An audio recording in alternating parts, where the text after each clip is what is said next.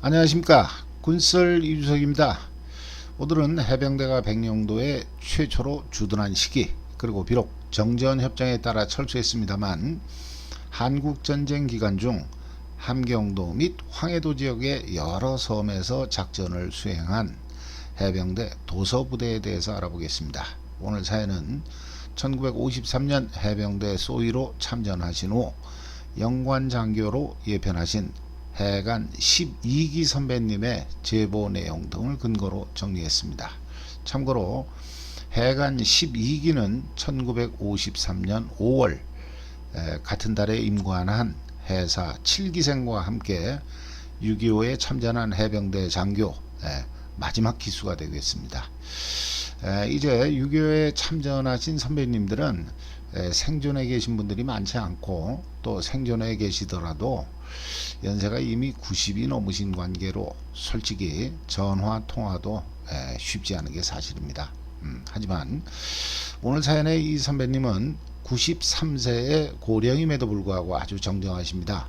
전화 통화에 전혀 문제가 없었는데 어르신께서는 해병대의 역사를 남기시겠다는 생각에 다양한 주제에 대해서 많은 말씀들을 해주셨습니다. 하지만 여러 말씀 중에서 저는 오늘 주로 시기적으로는 6.25 전쟁 기간, 지역적으로는 해병대 도서부대를 주제로 사연을 소개할까 합니다. 한편 요 며칠 어르신의 말씀을 받아 적으면서 저는 마음이 무척이나 조급해지는 걸 느꼈습니다.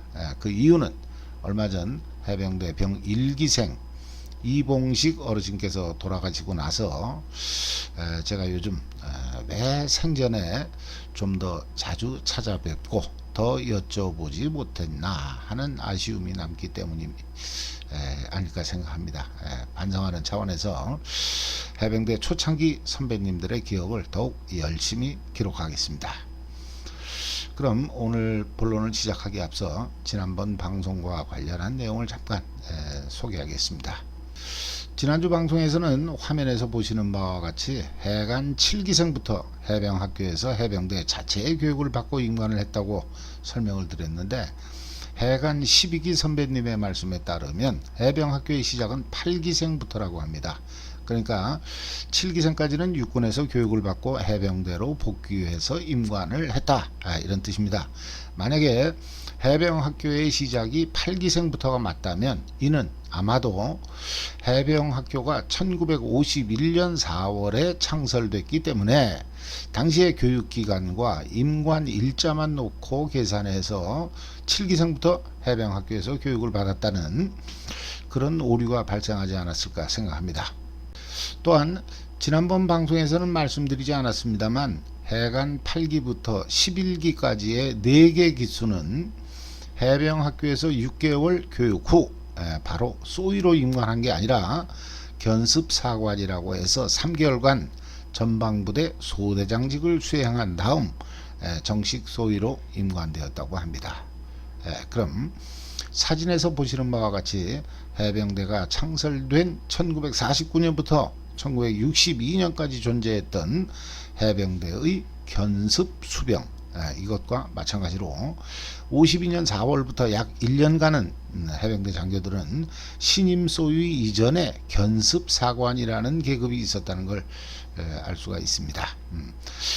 사진 중에 그 밑에 손바닥에 올려놓고 찍은 사진은 80년대에 임관한 저와 같은 사관 후보생 출신들이 후보생 시절에 달았던 벤젠마크라고 해서 육각형 일종의 후보생 계급장이었는데 6.25 전쟁 중에 잠시 존재했던 견습사관의 계급장이 이 사진과 동일했다는 것을 12기 선배님께 확인했습니다.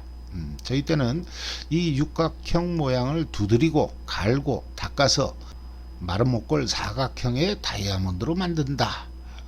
장교가 되는 과정은 그만큼 지난하다 라는 말이 있었습니다. 근데 과거 위관장교의 육각형 계급장을 보면 현재 다이아몬드형 계급장과는 많이 다른 걸 아실 수 있죠. 하지만 당시에 이 육각형 위관장교 계급장은 거북선에 그러니까 거북이 등껍질 문양을 형상화한 거라고 합니다. 지금 보시는 사진은 예전에 제가 소개한 사진인데 한국 전쟁 전인 1950년 2월 특과 8기로 임관하신 후 국군 최초의 전차부대인 해병대 전차중대 창설요원이자 전쟁 기간 중 사진에서처럼 전차 중대장을 거쳐 훗날 대령으로 예편하신 박효열 선배님의 사진입니다. 아드님이신 고려대 박천호 교수께서 보내주신 사진인데 사진에서의 계급장을 보면 조금 전에 보여드린 육각형 모양을 선명하게 확인하실 수 있습니다. 곰방대를 물고 책상 한쪽에는 양주병이 있는 모습이 아주 이채롭습니다. 자, 그럼 오늘의 본론, 첫째, 해병대가 한국전쟁 기간 중 백령도에 들어가는 과정을 한번 보겠습니다. 도솔산, 펀치볼 등과 같은 내륙의 전투에서 용맹을 과시한 해병대였지만 해병대의 진정한 임무는 역시 바다에서의 상륙전이었습니다. 따라서 해병대는 통영, 인천에서의 상륙작전과 원산에서의 다소 싱거웠던 행정 상륙 이후 오랜만에 바다로 나가게 됐습니다. 당시 북한 및 중공군은 동북 연안보다는 서울에서 신의주 방향으로 연결되는 경의선 도로를 사용하고 있었는 바, 이를 효과적으로 막으려면 서해 연안 지역을 통제할 필요성이 절실했습니다. 물론 그 중요성으로 인해 공산군 역시나 자신들의 주요 보급선이었던 해당 도로 주변의 경계가 아주 철저했으므로 적군과의 해상 충돌은 불가피했습니다. 그 결과 서해 통제권을 확고히 하고 거점기지 역할을 하기에 적합한 주요 도서지역들을 점거하기 위해 마침내 해병대가 투입됩니다. 그 시기는 1951년 3월 말이었습니다. 이때까지 해병대는 안동, 영덕 등의 동부전선에서 작전 중이었는데 도서작전을 위해 독립 41, 42, 43중대를 편성합니다. 이들 가운데 독립 41중대가 서해에서의 적군 해상 봉쇄 및 서해 연안의 주요 도서지역 점령이라는 임무를 띠고 51년 3월 28일 출동합니다. 이 독립 41중대 이전까지 서해 도서지역엔 구월산 부대, 또 자원 입대한 의용 청년들의 안악 부대 등이 활동 중이었습니다만 이들의 활동은 분산된 형태로 수행되고 있었는데 해병대 독립 41중대가 가장 먼저 상륙한 곳은 교동도였습니다. 이는 만약에 교동도가 적에게 선점된다면 강화도는 물론 인천과 수도권까지 위험해질 수 있는 상황이었기 때문입니다. 1951년 4월 2일 교동도를 점령한 독립 41중대는 4월 23일 백령도에 상륙을 합니다. 그럼 해병대와 백령도의 인연은 1951년 4월 23일이다? 그렇지 않습니다. 사실 백령도에 해병대가 최초로 들어간 시점은 51년 1월 21일이라고 합니다. 하지만 그때는 해군의 지원을 받으며 아주 소수의 해병대 병력이 상륙했다가 철수했기 때문에 제대로 된 전투부대가 백령도에 들어간 시기는 1951년 4월로 봐야 될 것 같습니다. 이후 5월 7일에는 진남포 서남쪽에 위치한 석도에 상륙하게 됩니다. 화면의 지도에 제가 백령도, 초도 그리고 석도의 위치를 표시해 놨는데 석도 동쪽으로 보이는 큰 강이 바로 대동강, 그리고 대동강 하구에 있는 진남포에서 강을 거슬러 올라가면 평양. 그럼 입장을 바꿔놓고 생각하면 이 석도는 한강 하구에 있는 강화도, 물론 그 크기를 강화도하고 비교하는 것은 무리가 있겠습니다만 아마도 한강 하구에 위치한 강화도와 비슷한 그런 위치가 아닐까 생각합니다.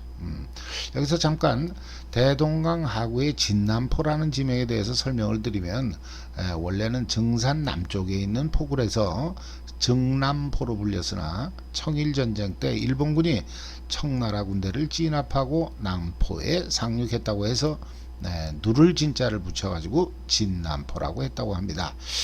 하지만 해방 이후에는 일본식 진자를 떼어버리고 남포시, 또 지금 북한에서 남포특별시라고 하는 것 같습니다.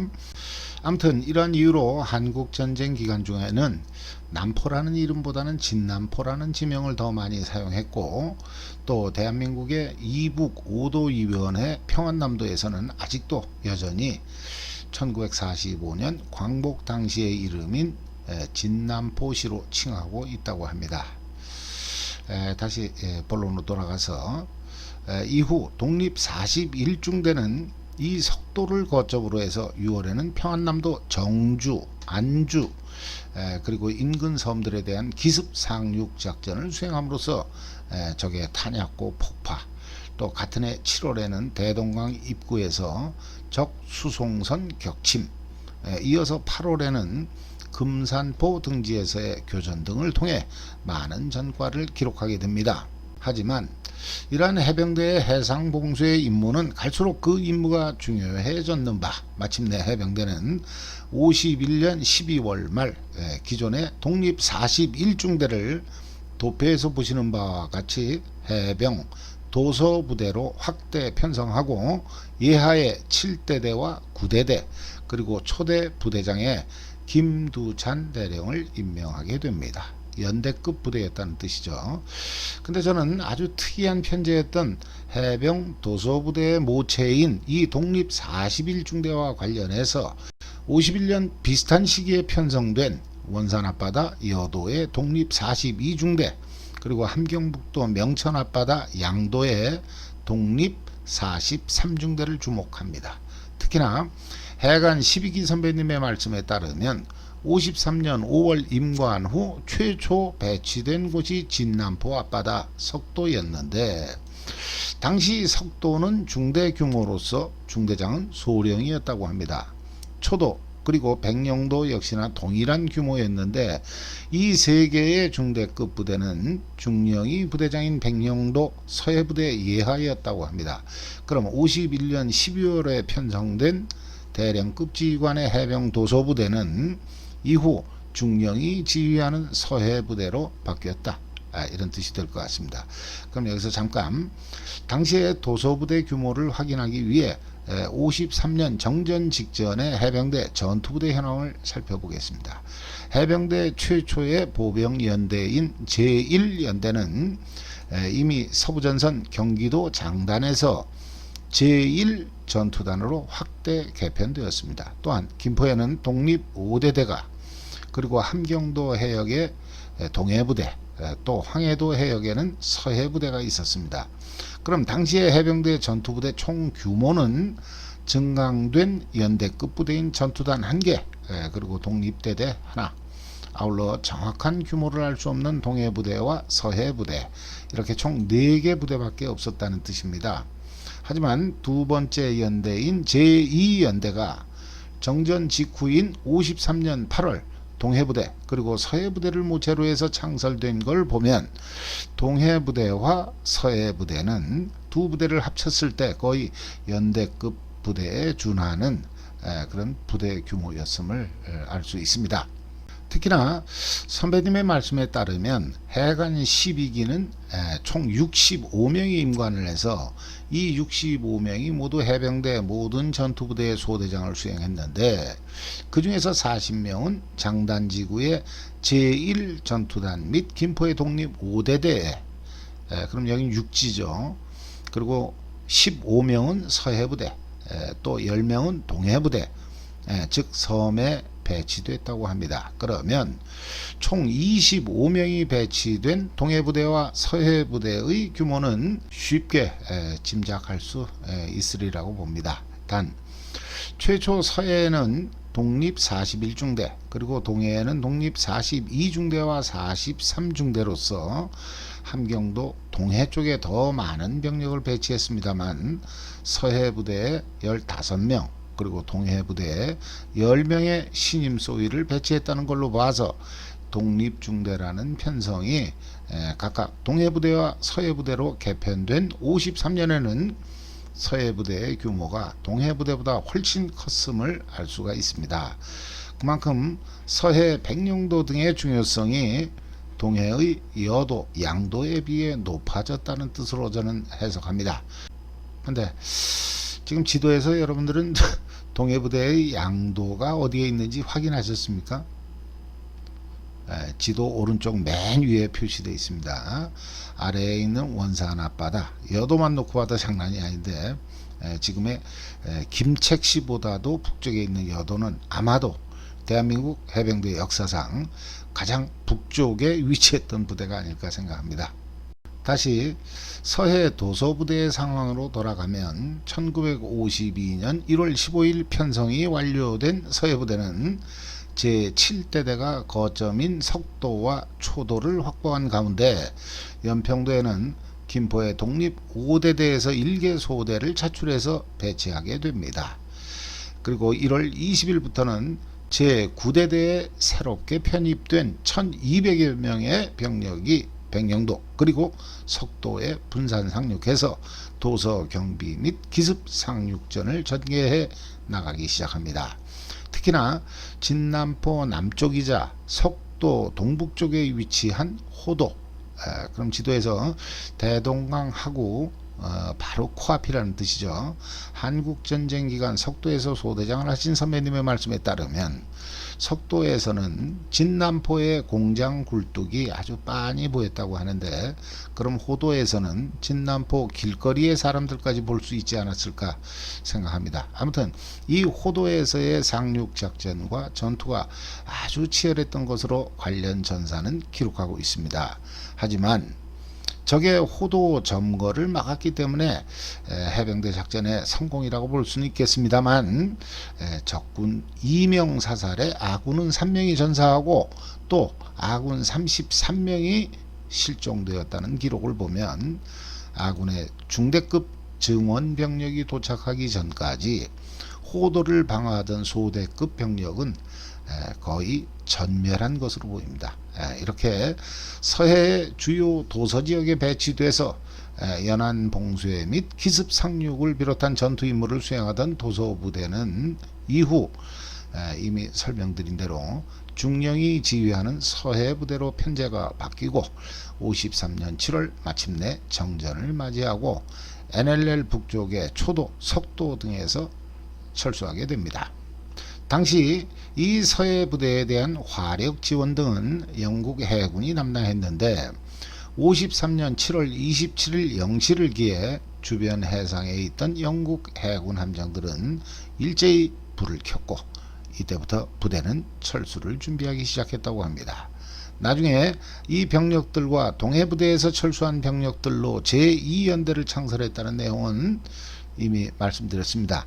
이렇게 한국 전쟁 기간 중에 적의 코앞에서 비수 역할을 하던 석도, 초도 등의 도소부대는 서해부대를 거쳐 해체되고 나중에 이연대의 시작이 되었지만 그 위치와 임무만큼은 해병대에게 계속 이어졌는 바, 훗날 백령도 등은 도서경비부대 그리고 도서방어부대 등으로 점차 확대 개편되면서 마침내 77년에는 지금과 같은 유교단의 모습을 갖추게 됩니다. 백령도 등의 해병대가 주둔을 시작한 지 벌써 70여 년이 지났습니다만 서해 5도의 전략적 중요성은 그때나 지금이나 변함이 없습니다. 이렇게 중요한 섬들을 우리 해병대가 지키고 있다는 것은 해병대의 자부심, 자랑입니다. 앞으로도 적의 목을 겨눈 비수로서 서북도서의 해병대가 본연의 임무를 완벽하게 수행하길 기원하면서 열악한 도서지역에서 고생하신 해병대 예비역 그리고 지금도 근무하고 계신 해병대 현역 여러분들께 감사를 드립니다. 마지막으로 한국전쟁 당시 서해부대의 모습을 말씀해 주신 해관 12기 선배님께 진심으로 감사를 드립니다. 부디 건강하게 오래오래 사셔서 좋은 말씀 많이 전해 주시길 빕니다. 이상으로 오늘 방송을 마치겠습니다. 감사합니다.